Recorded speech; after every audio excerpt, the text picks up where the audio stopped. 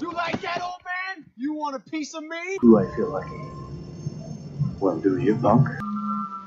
Good morning, Vietnam! I love the smell of napalm in the morning. You're gonna need a bigger boat. I feel the need for speed. I wish I knew how to quit you. Love means never having to say you're sorry. You do. You'll shoot your eye out, kid. What up, film fans? Happy Tuesday. Welcome to episode 398. Welcome to Stand By Me. You're listening to another new episode of the Cine-Men Movie Podcast. I am one of your hosts, Juan, and I'm joined by the cast, the crew, the other guy who would stand by me, Zach. The one that's been here the longest. There you go. And yes, that's episode 398. That is not only the gas prices out there, but that was also episode 398 is what we're on today. So, Zach, we're technically an episode away from 400. Knowing that you are the brainchild behind this operation, what does that feel like? And really, if you really include all the bonus episodes and everything else, it's more than 400. But on this platform of the actual show, 400 episodes. What does that mean to you, man? Dude, that's kind of insane. Like, this is me downplaying it, but like, if I had this much ambition and if I could put this much energy into something else, you know what I mean? Like, I don't know, man. 400 is a lot. And not only, and I was talking to this about somebody the other day, you know, we're in the sit back and relax portion of the show, but I was talking about this to somebody the other day about how not only are we approaching 400, but we've never taken a season off. We might have taken like a week off for a holiday, but we have never, ever, ever taken more than a week off for the start of a new season or to reformat the show. Like, if we're reformatting, it's done within the 7-day period of each show. Mm-hmm.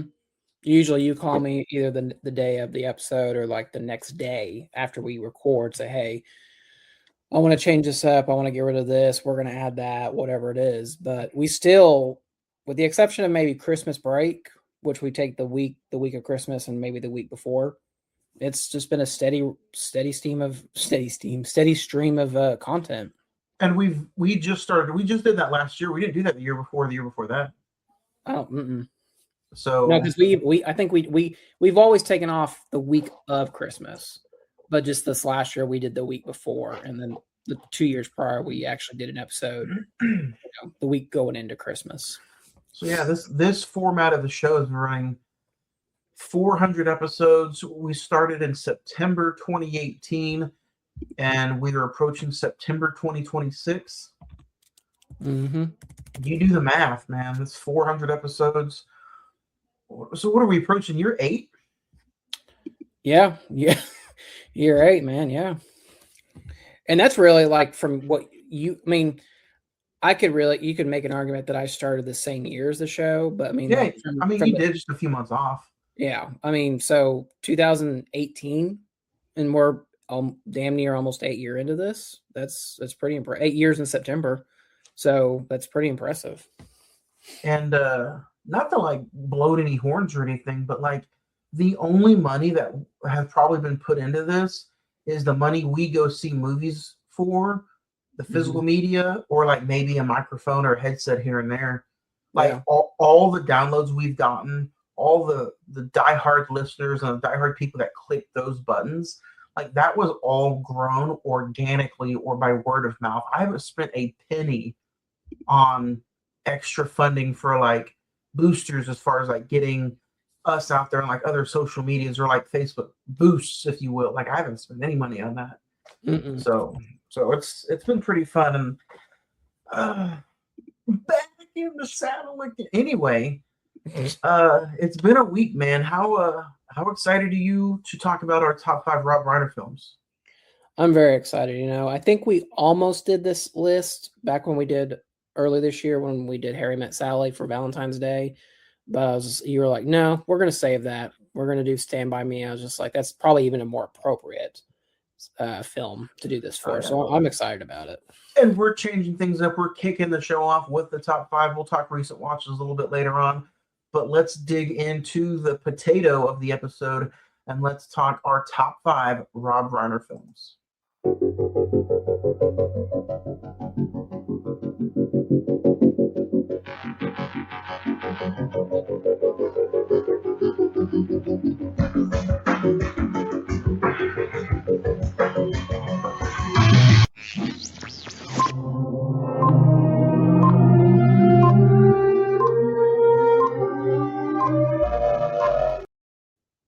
We're kicking the show off big time. I am going to name my honorable mentions. Zach, if you have any, you can follow. When Harry Met Sally is my honorable mention for top 5. What about you? I'm going to do his quote unquote glorious cameo in The Wolf of Wall Street as my honorable mention. That's great. It's a great bit. So. It is. I'll dig into it. Let's get into it. Number 5 for me is going to be The Bucket List. Jack Nicholson, Morgan Freeman, the guy from what's that show called? He was pretty funny in the movie. Will and Grace. Yeah. Sean Hayes. Yeah. There you go. But yeah, no. I've seen this movie twice. I rewatched it this past week, and it was a very fun, emotional rewatch. So that's my number 5. So nice. I can't believe we've never even kind of talked about it. And it's hard to believe that was almost technically Jack Nicholson's last movie. Yeah. He only did one movie after that, and that's insane. He hasn't really done a feature film since. So that movie will be 20 years old next year. That's crazy. Yeah, that's insane. Episode no. Yeah, but that's number 5 for me. What about you? Number 5 is what we're talking about today, Stand By Me. So we'll get into it here in a little bit. Interesting. You say that because my number 4 is Stand By Me. Zach, number 3. Number 4 for you. My number 4. I'm gonna also mention another one of his acting parts. I guess you can make an argument. What he's primarily known for is All in the Family. His character in that is that's a really, if you think about like when that show came out, it was very ahead of its time. And I guess you could call, Archie Bunker has always been known as the lovable bigot, I guess. But Rob Reiner's character is very much, I guess in today's terms, the woke character of the show. He's just trying to be like the positive person that is like the opposite of Archie Bunker. And so I've never seen the entire series, but that's definitely one of the things that he's best known for. So I've seen a few episodes, and it's a funny show for it to be like back in the 70s and 80s. So I've never seen a full-length episode. Well, you can check all those episodes out.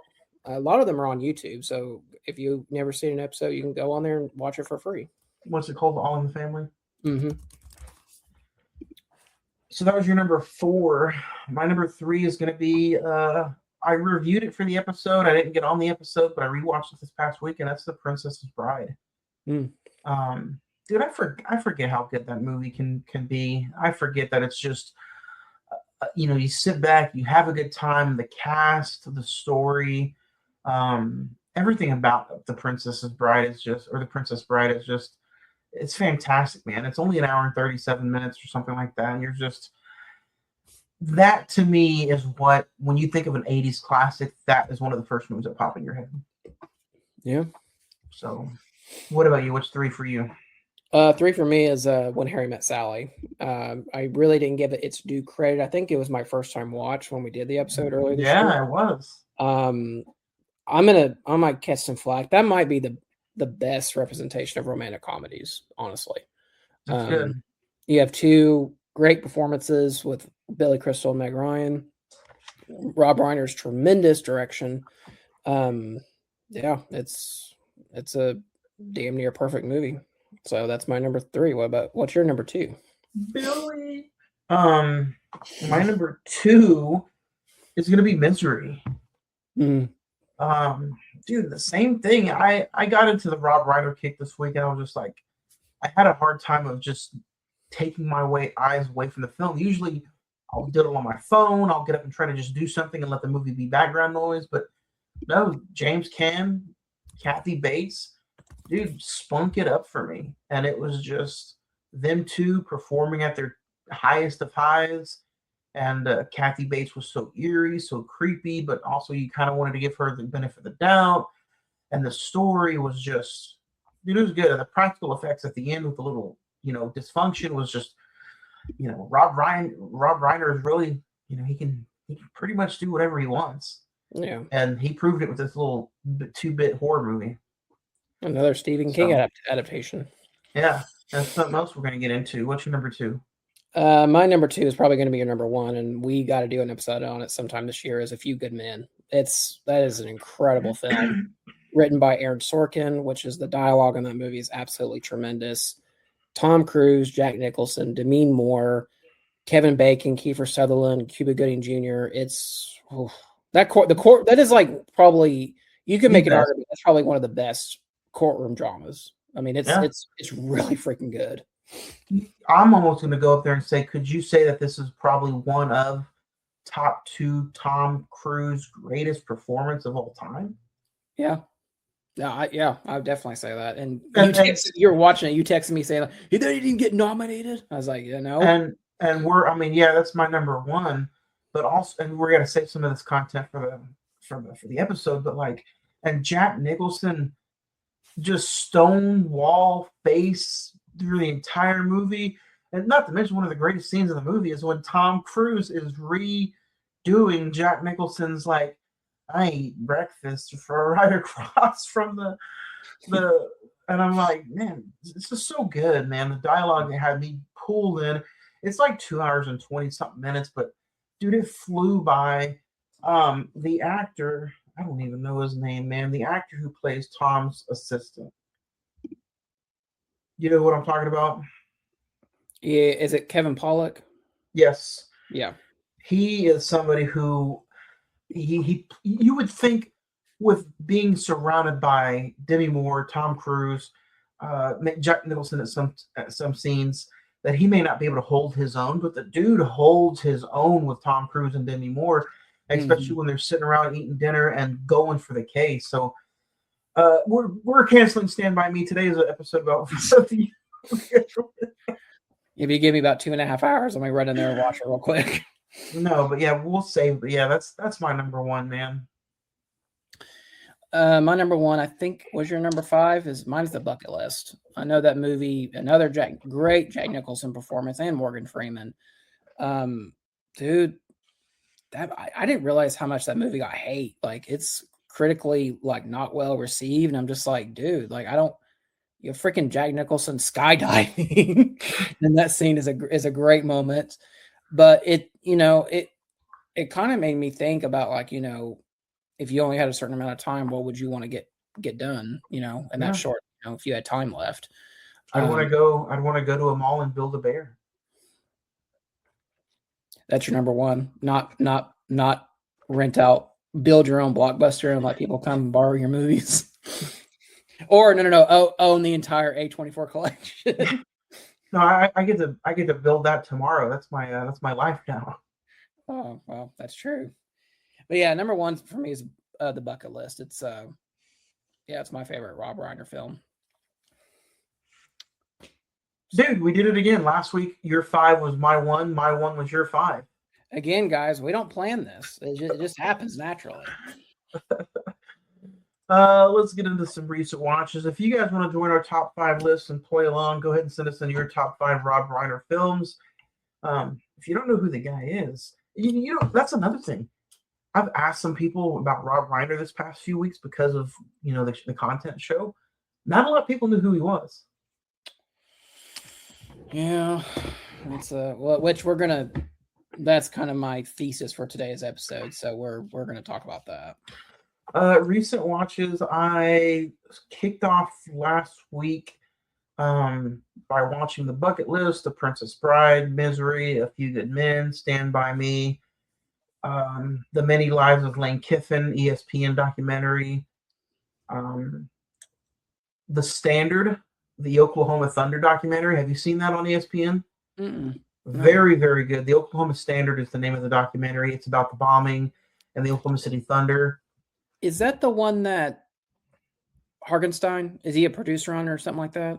I'm not sure. It came out like last year after they won the championship, and Oh. it's on ESPN. Zach, if you want to know any thoughts about anything I'm rushing through, just stop me.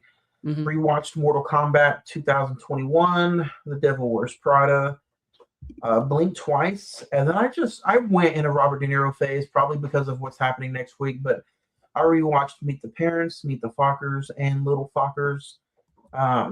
I watched the first 2 episodes of Rooster with Steve Carell. I don't know if you recommended that. I haven't seen it, but I know what you're talking about. But it's pretty good.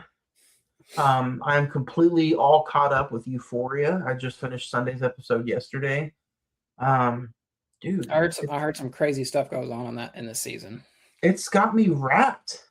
It's like a mixture of Sopranos, teen drama, 13 Reasons Why, and it's just mixed in. And don't get me wrong, there's HBO content in there for sure, but the story between season 1, 2, and 3, they just evolve. Mm-hmm. And believe it or not, season 3 has Breaking Bad feels. Oh, really? Yeah. So I'm all caught up with season 3. I heard a lot of negative things about season 3. See, it's nowhere near up to standard of the first 2, is what I've heard. See, so have I. I've heard nothing but negative stuff about season 3, but it just they're not in high school anymore, so it takes a twist. It's got to get serious. And with Zendaya's character, Rue, it gets serious. Mm-hmm. And it makes sense. Some people are like, oh, it's way too evolved. Like it just happened overnight. And if you've watched season 1, you know who she's involved with. There's sprinkles of what is bound to happen to her. Yeah. So I'd give it a watch, man. It's pretty good. And then today, for some reason, I don't know why, but I watched Balls Up, the new Mark Wahlberg movie on Amazon Prime. Yeah. With Paul Walter Hauser. Mm-hmm. I give it a 1.5, man. It was okay, but I have no desire to ever watch it again. And then I almost started it today, but Batista and Jason Momoa are in a new Amazon Prime original movie. Yeah. Does not look good at all. Is Amazon Prime the new Netflix where they just dump movies on there and just say like, oh, I was going to say the new Hallmark channel.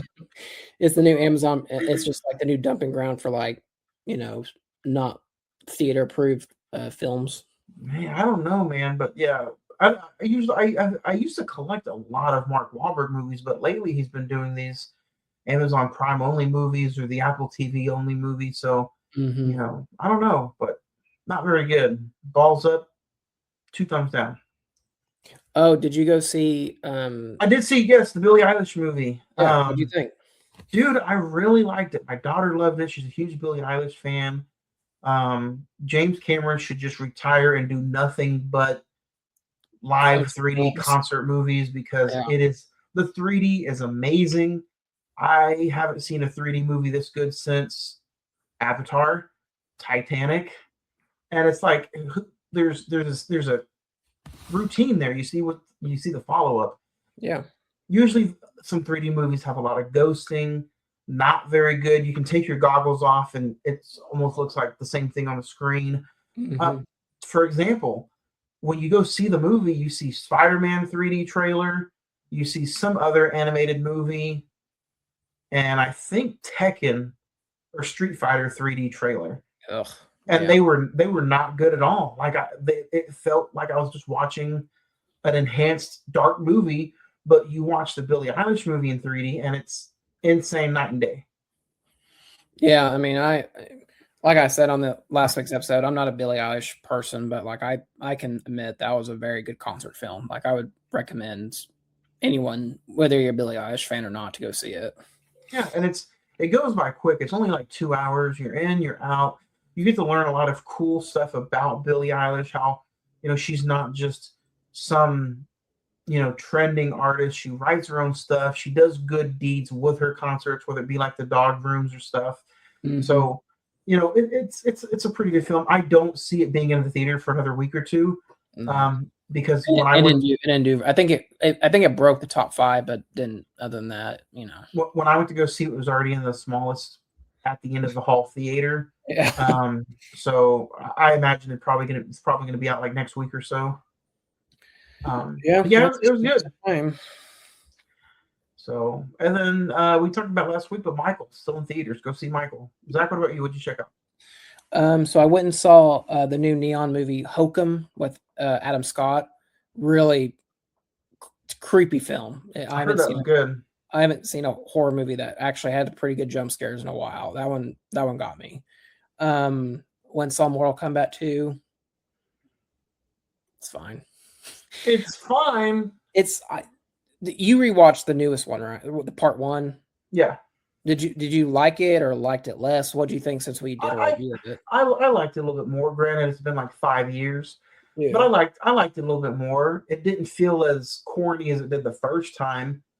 Because the first time I was like, man, this is a made for HBO Max movie. Yeah. And that was like, we were still in COVID, so like we had to watch it. We streamed it on HBO Max or whatever. Yeah, so like the second time around, I thoroughly enjoyed it. The action was loud, and it was gruesome. It was bloody. Scorpion and Sub-Zero had some pretty cool fight scenes. So, yeah, I mean, I was just kind of sitting there the way I felt with the first one. Is just like I didn't play those games as a kid, so like I was just kind of like, okay, another character. I'm just kind of waiting for Scorpion to come back, just one of those type things. Oh, that makes sense if you weren't like a video game fan of the video game. So, yeah, I mean, if you like the first one, you're probably going to enjoy the second one. Honestly, I think there's a lot more fight sequences in this one than this first one. So, because the first one, the tournament didn't really kick off. Yeah, but the second one does, right? The second one's the whole entire. Okay. Yeah, we're good. Then yeah. The Sheep Detectives with Hugh Jackman. That was, dude. I heard that was good. It was very good, man. I was kind of like, okay, like there's no way this is going to be as good as people say it is, dude. It's up there. It might be in one of my favorite movies of the year, which is hard. Couldn't believe it. It had a really good kid-friendly premise. It's basically a whodunit, but it has a lot of good morals to it, as talking sheep. It wasn't approaching the 2 hour 10-minute mark, was it? No, I think it's only like an hour. If you take credits out, it's only like, probably an hour and 45 minutes. So not bad. Okay. So I never thought I'd get emotional. I thought I'd never get emotional with CGI talking sheep, but it works. Took Mom on Mother's Day to go see the Devil Wears Prada 2. I know you just watched the first one. Me personally, I wasn't in the whole big trend of the first movie, so I kind of missed that whole shabazz about it. I really like the second one. I think, in my opinion, I think the second one's better than the first one. So, see, the second one's getting kind of mixed reviews online, and how it's kind of like not as good, not as memorable, but we'll see. I like the story of it personally. So, I mean, was that your first time watching the first one? No, I've seen it way before. Okay. And then, Daredevil Born Again on Disney Plus just had its season finale, and great setup for what's coming or what could be coming. And then Stand By Me for today's episode. So go check out Devil Wears Prada, which is making bank at the box office, and The Sheep Detectives and Hokum, if you can still find it in the theater. The Sheep Detective. You went through your phase on Devil Wears Prada 1 and 2. I went through the phase of Meet the Parents trilogy, man, and I'm kind of hyped now for the new one. I saw the trailer for the new one. I was like, doesn't look bad, honestly. Yeah. I was kind of dreading the whole Ariana Grande thing, but she might work in that universe. Yeah, I mean, she plays the girlfriend of the son. Yeah. So, I'm excited for the new one. Owen Wilson's, I think, is returning. Yeah. Another thing I didn't notice is they're making a Practical Magic 2.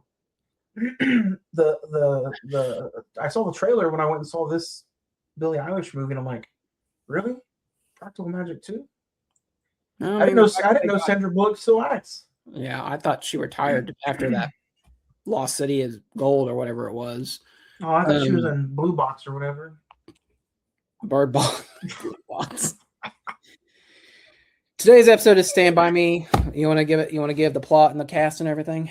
We are talking all about Stand By Me with a release date of August 22nd, 1986. IMDb has it at an 8.1, Rotten Tomatoes at 89%, the Metascore is at 76%, while the Letterboxd is a 4.2 out of 5. Nominated for 1 Oscar, 1-0. The budget is $7.5 million. It grossed a little over $52 million at the box office. A writer recounts a childhood journey with his friends to view the body of a boy who went missing in the woods, starring Will Wheaton, River Phoenix, Corey Feldman, Jerry O'Connell, Kiefer Sutherland, also The Voice, and Richard Dreyfuss is in it. John Cusack, directed by Rob Reiner, written for the novel by Stephen King. Zach, do you remember the first time you watched this? Was this a first time watch for the episode, and what was it like when it was over? This is my very first time watching it. I've never seen this film, and it's kind of funny when I say that, because it's like my mom asked, like, "Hey, what are you guys reviewing this week?" I said, "Stand By Me," and she was like, "Is that the one with the boys on the train track?" I said, "Yeah." She said, "Oh, you went and saw that?" I was like, "No, I wasn't even alive when this came out. Like, unless they did like some weird like re-release in the 90s, which is possible." I have no recollection of this film. I know it's very. I've always thought that this movie, because I think it's a Stephen King adaptation, I've always thought this movie was like 2.5 hours long. So it was kind of a relief to know that it's only like an hour and damn near 20 minutes, to be honest, without credits. But yeah, I thoroughly enjoyed this, and I'm excited to talk about it with you. So what was your first time watch?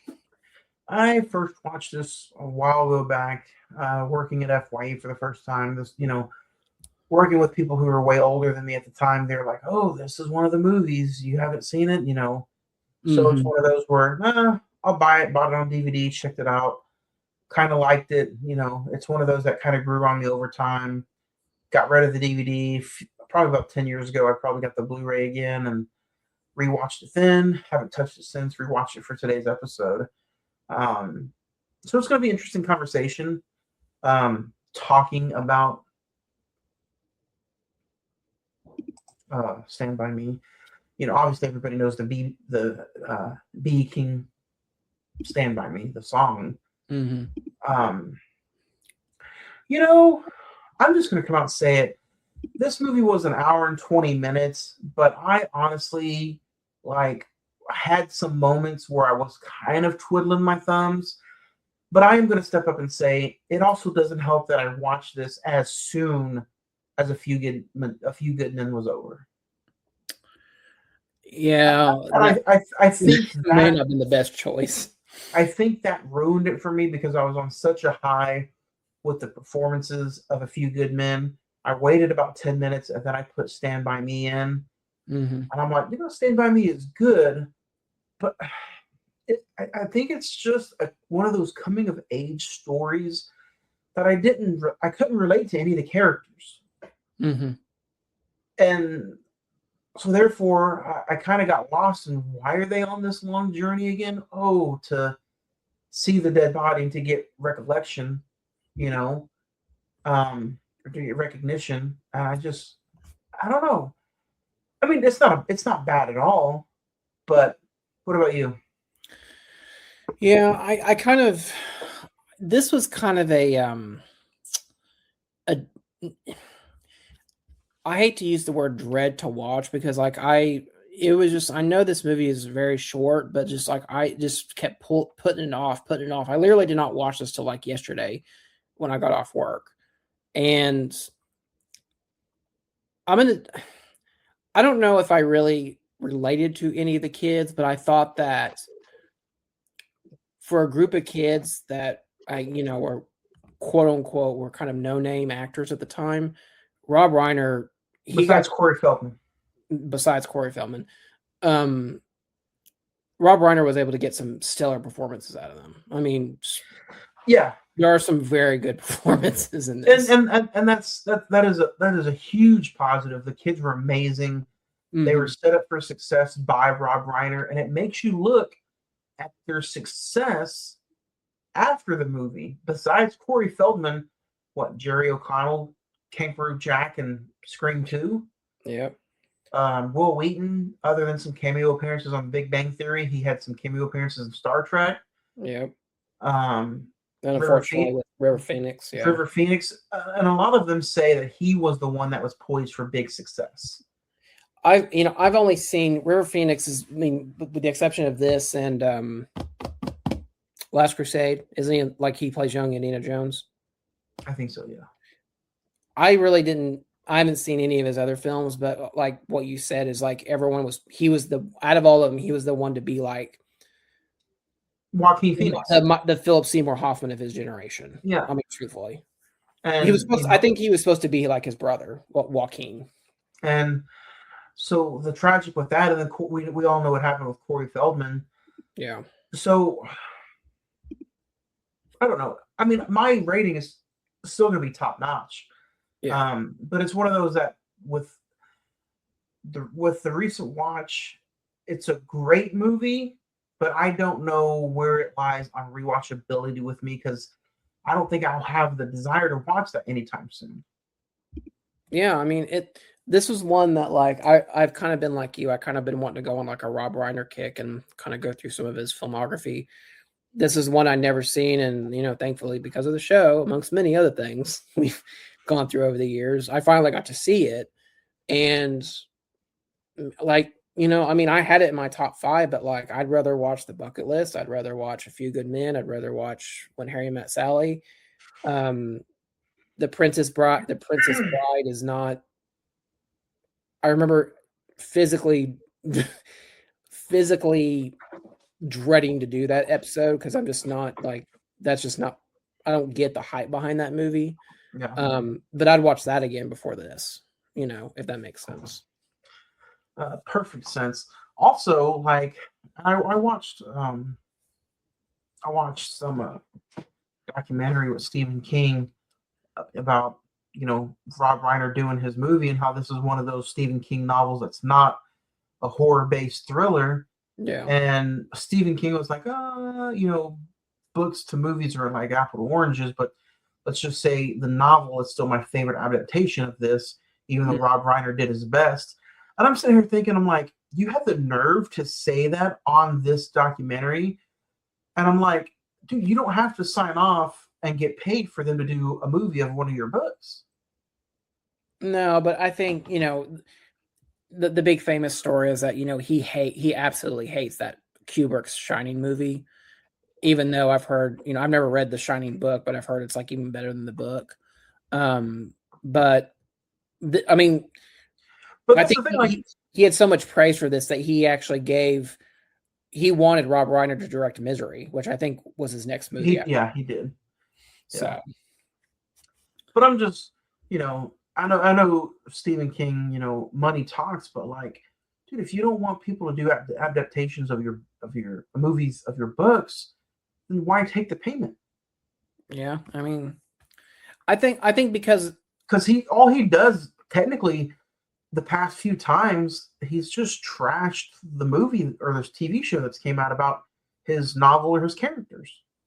Yeah, and I feel like, I mean, I think the reason is because I think there's so many more bad adaptations there's good. I mean, if you had to make a top 5 list, I think you would put Shawshank, Green Mile. I'd put The Long Walk in there, the It films. Yeah.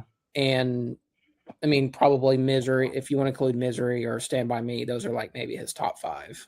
Well, he loves the TV show series of The Shining, which I've heard is awful.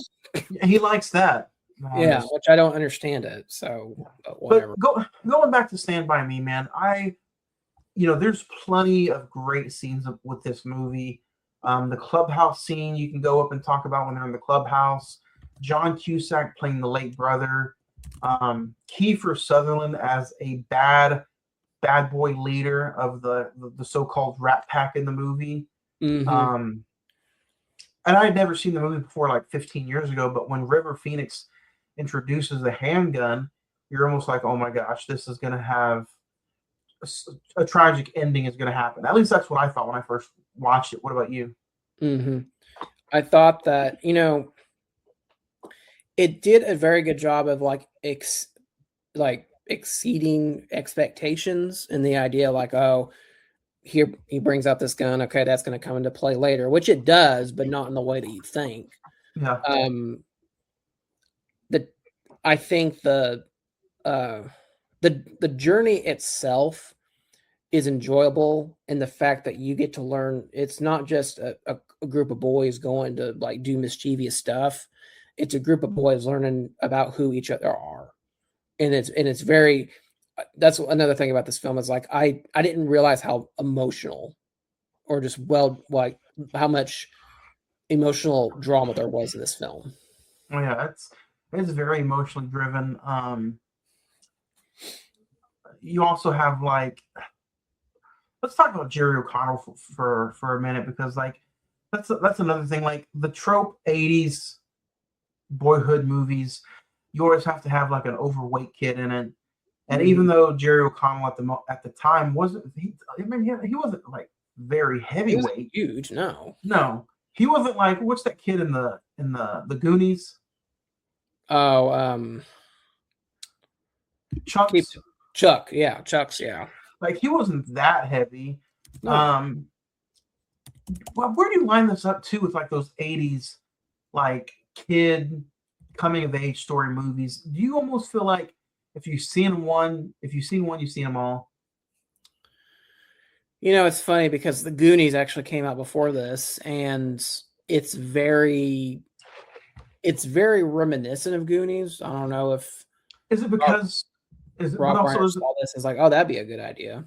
But is it also because Corey Feldman's in both movies? I mean, he was in the Goonies, Stand By Me, The Lost Boys after this with Kiefer Sutherland. So it's like he had his hand in any 80s movies he could, man. Yeah, and I mean, he's definitely Gremlins. Yeah. Oh, your favorite movie, your favorite Friday the 13th, the final chapter. That was pretty good. The Lost Boys, License to Drive, which was 1988. Dream a Little Dream. So I mean, it's very. I kind of think with him, it's just like, I think if you've seen one performance, you've kind of seen all of them. I haven't seen The Lost Boys. What? No, I've never seen The Lost Boys. Guess what we're doing in October? Right. And it's a Joel Schumacher film. Oh, that's even wow. That's a conversation for another day. But in October. You can make an argument that, once you've seen one, you've kind of seen all of them. But I mean, that's up to interpretation though. Yeah. No, for sure. Man, who Will Wheaton. I like how Stephen King was like River Phoenix's character. Let me get their names pulled up. I'm not doing a good job at all. Will Wheaton's character, Gordy. Yeah, so Steve. You have Gordy, Chris, Teddy, and Vern. Stephen King had pointed out that Chris Chambers is his main character in the movie, and the story is based around him. Rob Reiner's vision is the story is based around Gordy. Yeah. I think Gordy's character is the main who all end all be all kind of character. What do you think about the two different tropes? Where do you think that, did Rob Reiner get it right? Would you have liked to see Chris Chambers as the main kid and the backstory really about him? To me, I like the Rob Reiner version. I think Will Wheaton is, I think he plays he plays Gordy very, very well. Mm-hmm. And, Rob Reiner got the best out of him. What do you think? What about you? I haven't read the novella from Stephen King, but I mean, from what I can tell from the documentary that was on the DVD and like, kind of the comparison between the novella and the movie, I think I'd prefer Rob Reiner's take on it, just because it's very much, it makes more sense in the idea that like, this is the kid that kind of out of all of them, he's the one that succeeds in the end, while unfortunately, Chris, he goes to college, he gets out of the town and goes to college, but he dies later in life. Teddy goes to jail, and then Vern he's a construction worker. I think that's what the epilogue says. So he kind of just did a dead end job and stayed in town. Yeah. So, yeah, I think I prefer Rob Reiner's take on it more than Stephen King. I thought the documentary on the DVD, and I'm sure it's on the same as the Blu-ray, is, you would have Rob Reiner talk about the making of one scene, and then it's like juxtaposed to Stephen King saying, "Oh yeah, that's what happened to me when I was a boy, and that's what kind of came up with the idea for that scene."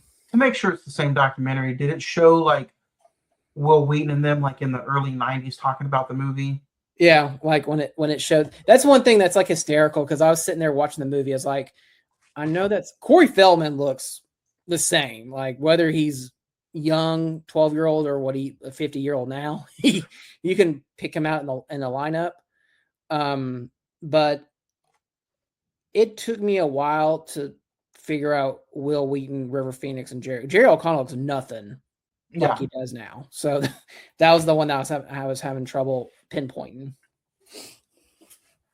So yeah, it's the same documentary where Will Wheaton steps up and he's like, "Yeah, I learned all this from acting classes with Rob Reiner or doing like exercises and stuff with Rob." Okay, that's cool.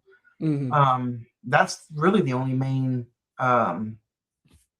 special feature on the Blu-ray too. So does it have the Rob Reiner commentary on it? Yeah, the 25 years later. Yeah.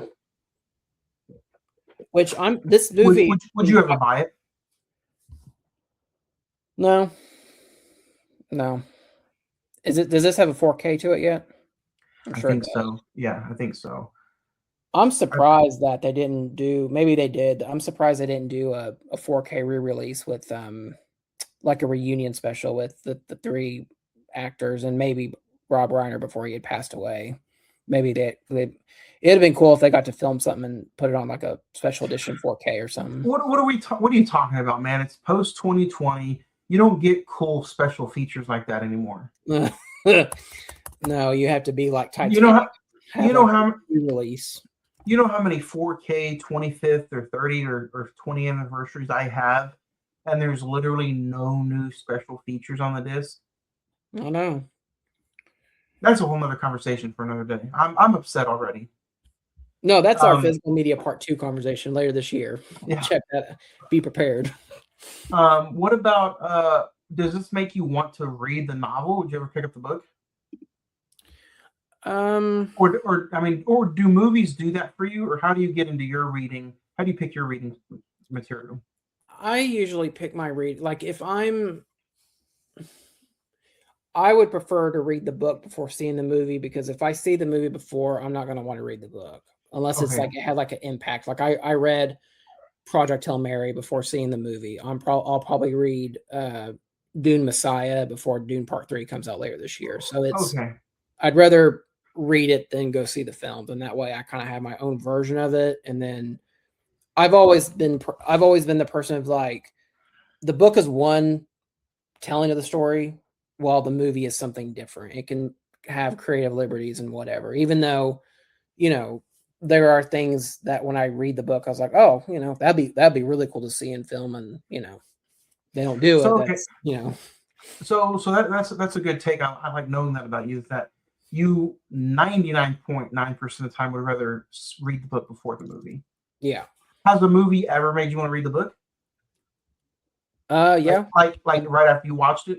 Yeah. I went and saw The Long Walk, and I ordered, I guess Regal gave me like hey, you can order the book for free on us, and I have the book in the closet back there, but I just haven't read it. So there are circumstances where I read the book and I see the movie, then I want to read the book. So nice. Okay. Different this is adaptation. This is an adaptation of The Body, which is from Stephen King's Different Seasons, which also contains Rita Hayworth in The Shawshank Redemption. So those two short novellas are in the same book. Nice. I didn't know about that. But that brings up another question, since this is kind of in the same category of Stephen King where it's not horror, it's not thriller, it's kind of this like human drama. We're probably going to be on the same page about this, but do you prefer this or Shawshank Redemption? I'm gonna be honest. I think I Probably said it in that. Shawshank. I said it in that episode because of the time length. I kind of prefer this. Stand by Me is just so easy. It's easy. It's in and out. Shawshank to me, that's another one of those movies where I saw it for the first time when I was like 18, and I was working at FYE, and they were like, "What? You've never seen the greatest movie of all time?" Mm-hmm. And that's how it was. That's how it was like subject to me. That's how it was handed to me. Was this is the greatest film of all time? You have to see this. Put your specs on and watch it like this. Yeah. So I think that's why, I'll watch it again. It's good. I bought the 4K Steelbook, but it's not a goated film to me. Oh, okay, interesting. So but movies have been shoved to me like that before, though, and I'm like, again, working at FYE, just being around so many people like that. At one point, somebody literally handed me a stack and was like, "These are the greatest films of all time. You have to watch them." And like one of the stacks had Shawshank in it. One of the stacks had The Godfather in it, The Green Mile. So I don't know. I went through that phase of watching those films back to back. Look, my cat's in the background. I went through the material. I watched it, but the Shawshank is just maybe it's one of those movies where I have to just try to rewatch it again. But I've only seen it like probably 3 times in my lifetime. So yeah, I mean, it's definitely one that I remember I saw that in college for the first time. It's kind of like someone recommended it to me, and I remember looking at the length. I was like, "Oh my god, this is 2.5 hours long," and so the length scared me. And so, but like, I will say that I think there's more. I like the character evolution in Shawshank better than I do in Stand By Me, if that makes sense. So you got 2 movies, 2 different premises, but Shawshank has better character. Would you say development? But you get more of a heartfelt background with the characters in Stand By Me. Yes. So I feel like, I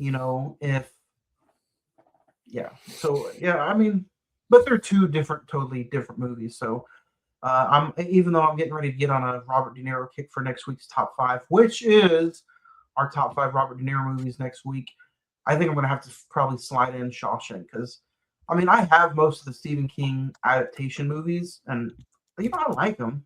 I'm not going to sit there and say they're terrible, but I'm the opposite. Instead of reading most of the Stephen King adaptations, I've just seen the movies. Mm-hmm. So we are a tale of 2 quarters there, Zach. There you go. Yeah. Something I wanted to bring up, this movie, that was something else I was going to bring up, was like this movie celebrating 40 years this year. It was re-released in theaters back in February and at the end of March. I almost, because I knew we were going to review this, I almost went and saw it just because it'd be a good, cool theater experience. But see, I didn't plan this movie knowing it was the 40th anniversary. I just did it. Yeah. So it's but something I wanted to ask you is, I loved, maybe love's not the right word, but I really enjoyed the concept of your childhood friends. That's like a very, I don't want to call it a life trope, but it's very real of like the kids you knew, the friends you had in elementary school, middle school, high school they're not going to be the ones that when you're 40 or 50 years old. And that's very, very, very rarely. Yeah. And it's such an interesting concept of, like, I like how they talked is like, me and Gordy and Chris went to different classes while Fern and Teddy went to different classes. And it's just like, yeah, I hear from them maybe once a year, but that's about it. Do you know anybody that you went to elementary school with that you were friends with? Do you know anybody still to this day or that you have a conversation with at least once a week? No. I have one. Like, are you like kind of like this where we talk to each other every week, or is it kind of like I talk to him with. I mean, I would like to talk to him through phone or in person, but it's just we keep up with text messaging here and there, maybe a few 4 or 5 times a week. But they have been a constant. If I ever needed something in my life, they're there. If they ever need something, I'm there. And I've known them since I was literally like in elementary school. And it's almost like, you know what I mean? It's almost like a rite of passage. Does that make sense? Where it's just like you have that friend that you go play on the playground with. I like the conversation of just like that. I think it was Richard Dreyfuss's version of Gordy, where it's just like, yeah, we just sat and had meaningless conversations that meant so much to us, like Mighty Mouse versus Superman, or something like that. And we still have conversations like that over through like a text messaging thread. Yeah. And it's like nothing ever changed until we grew up. We got married, had kids, but we still never lost like contact.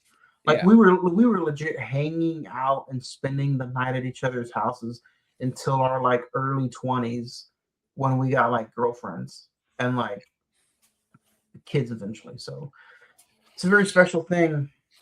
Dude, a scene that I got to talk to you about, when River Phoenix was accused of the lunch money, the milk money, and he just cries in Will Wheaton's and Gordy's arms.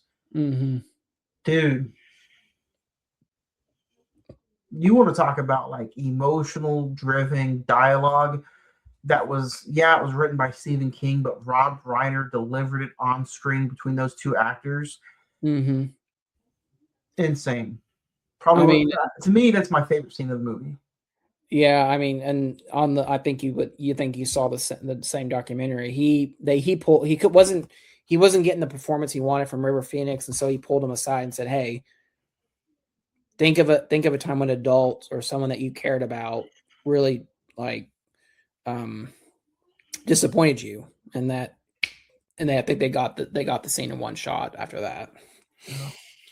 Yeah, on the flip side of it, I love the train sequence, even though I know it's like practical illusions and just like, the kids aren't really there in front of the train and, rear view projection and all that.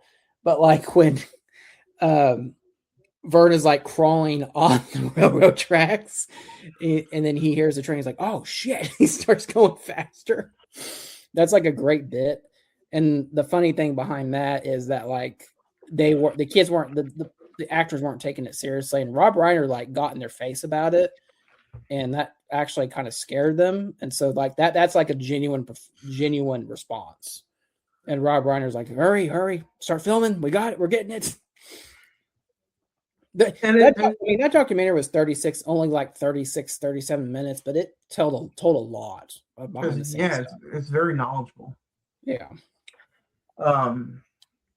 We didn't talk that much about Kiefer Sutherland. What do you think about him in this movie? And where does Kiefer like, where does he line up against like different movies with you?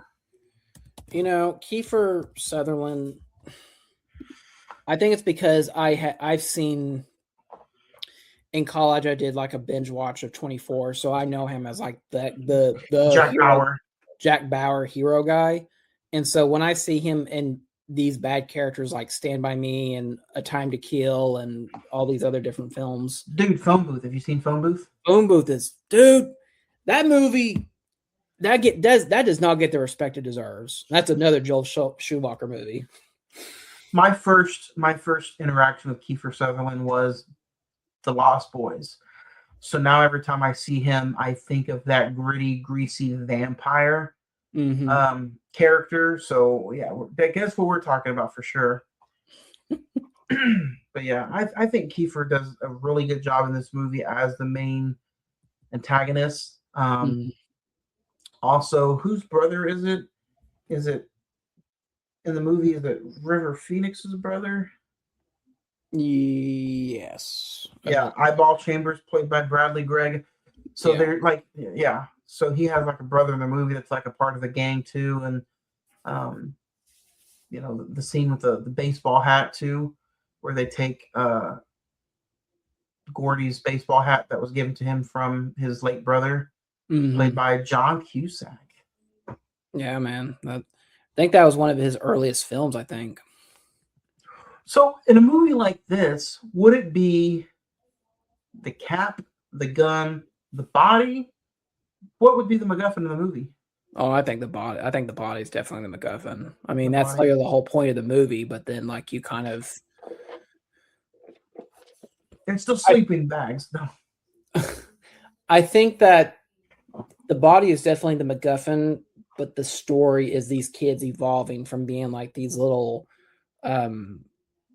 immature, oh, let's go, there's a body, we got to go find it, to life sucks because we have each one of them have their own, well, the exception of Vern, each one of them has their own like drama and their own internal struggles. It's crazy. Go ahead. And by the time we get to the end of the movie, the body doesn't even matter. Like they actually like put like a tarp over it and like anonymously call the police to tell them what happened. What's crazy? Is it true? If we sit there and think about it, you said Vern. Is Vern the only one that doesn't have a broken household? Yeah, I think so, because like I was just trying to, I was kind of just thinking about that character. Gordy has the brother who died, and he has the father who doesn't really show him. Yeah, and then you have Gordy, or not Gordy. You have Chris Chambers, who is in and out. I think he just has his mom. He comes from a family's bad reputation. And then you have Teddy, whose dad is in the nut house and is not there.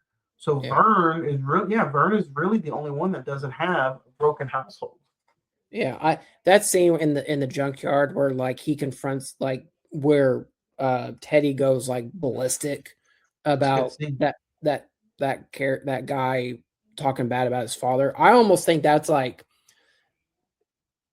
personal drama that Corey Feldman, he used that from his personal life to do that scene, and you like the rage and just like the animalistic behavior of him like on the fence just ready to go at that guy. I don't think that was acting. I think that was real. Yeah. Zach, you ever play mailbox baseball? No. I'm gonna ask, and I want an honest answer. Did you do that when you were younger? No. Nobody where I grew up had mailboxes that far out in the yard. Everybody's mailboxes in the town I was, or in the city I was in, like they legit were up by the front door. That's fine. So, but yeah, man, this movie came out on Steelbook about 3 years ago, and no new special features other than the one that's on the DVD that I got from the library. Maybe some deleted. Deleted scenes are on the Blu-ray. Yeah, so no new special features for this. Yeah, it's insane. I want to get into let's just hang out till 10 o'clock tonight, Zach. Let's just talk about physical media.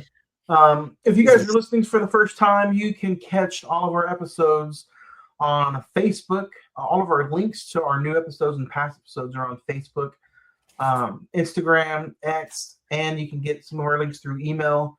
So if you're listening to us for the first time, check out our social media, facebook.com/the Cine-Men Movie Podcast, Instagram /Cine-Men Movie Podcast, X, formerly known as Twitter, Cine-Men405, or you can email us at cinemen921@gmail.com. Email us, cinemen921@gmail.com. And you can listen to us wherever you listen to podcasts: iHeartRadio, Pandora, Spotify, TuneIn, Stitcher, Amazon Music, and Apple Podcasts by way of Prescribed Films Network. Just visit them at www.prescribedfilms.com. There you can find us, the Movie Defenders, Attack of the Killer Podcast, a bunch of other really good podcasts, so go check it out. And if you're watching us here on visual, you can watch us on Facebook Live, on our Facebook page, or you can check out Emasawa Productions YouTube channel. And you can hit us up and watch us on YouTube every single Tuesday night. Penny for your thoughts, Zach? So social media isn't it a gym? It is. So we kind of talked our favorite scenes already, Zach. Let's dig into star rating. But before we dig into star rating, our theme is this year has been our top 250 movies of IMDb. This movie is ranked number 243 out of 250. And we've been doing this all year. We're going to continue to do it. Does that ranking deserve to be higher, lower, or is it right where it needs to be? Zach, go first. 243 out of 250. I would do higher 200s, maybe 205, 204, somewhere around there. I'm surprised it's that low on the list. Yeah, same. I think this would be right there at like even let me get a weird looking 199. Yeah. I think this is one of the better coming of age stories from the 80s, 90s. Put it against any other movie. Probably not super bad, but now I'm just messing with you. Put it up there against any other coming of age story, and I think it nails it out of the park. Whack, whammy, nails it out of the park. I mean, you can make an argument. We talked about, part of our McConaughey Renaissance last year, Mud. I mean, I think you can make an argument that Mud kind of borrowed from some themes from this movie. Yeah. Star rating, good sir. What would be your star rating for Stand By Me? Well, for one thing, we don't do out of 4 stars, we do 5. I got to change that. I'm going to give it a first time watch. I'm going to give it 3.5. I think it kind of fits that. It's good. I can accept why people like this, why it's highly considered a great film, but it's rewatchability. It's a very big factor on our show, and I don't know if I don't have the desire to rewatch it anytime soon. So 3.5. Same with the rewatchability factor, but because you're so in and out so fast, I'm going to give this movie a 4. Tons of memorable quotes, lines. The scenes are so memorable, emotional. Again, I've also got kids. I got a little boy too. So when you watch movies like this, we have those goggles, Zach, right?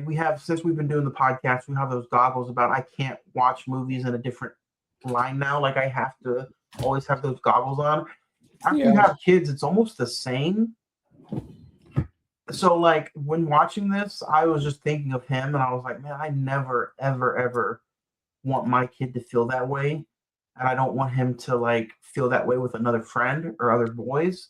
So that also like played a factor into my mind. So it therefore brought it up into my mind to like one day I want to show him this movie. So all that played a factor to me. Great acting, even if this is one of the only movies they acted this great in. The direction of Rob Reiner was fantastic. So I'm gonna give it a 4. Cool. Yeah. So, but yeah, you talked about it earlier.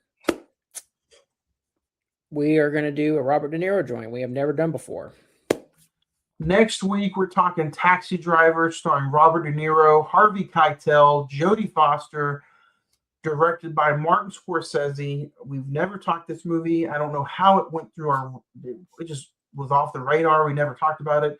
But not only are we talking about it next week, we're also going to rank our top 5 Robert De Niro movies of all time, performances, movies, and it's just going to be a fun conversation, fun episode next week. I cannot wait. It is our second to last episode of May. And then, Zach, episode 400, we end May with a Star Wars movie, The Mandalorian and Grogu. What are your thoughts on the last 2 episodes of May? I think they're very different. We got a big summer blockbuster, and we got a lot of people consider it a classic American film. So it should be an interesting conversation. I know you're very looking forward to Mandalorian. You've not even seen any of the TV show other than maybe the first season. Season and a half. Oh, so you didn't get through season 2. So, And I don't know if this is a spoiler or a prediction, but I watched the 2 trailers for the first time this past week. Dude, everything teases and shows the Mandalorian dying. yeah, I think that's going to be a major. And if that point. happens, I'm going to be upset. Not only because it happened, but because we'll save it for the episode. Yeah, But just don't yeah. don't let your vein burst early. We might have to save that for later. And then we open up June with The Terminator. I'm super excited about this one. James Cameron, Arnold Schwarzenegger, Linda Hamilton. You don't know how excited I am to finally talk The Terminator. We've talked Terminator 2 Judgment Day. We've talked all the other Terminators on recent watches, top 5s. But this will be the first time we talk the original, the OG Terminator. That happens week 1 of June. So I cannot wait. But yeah, next week we talk Taxi Driver on a whole new episode of the Cine-Men Movie Podcast. You talking to me?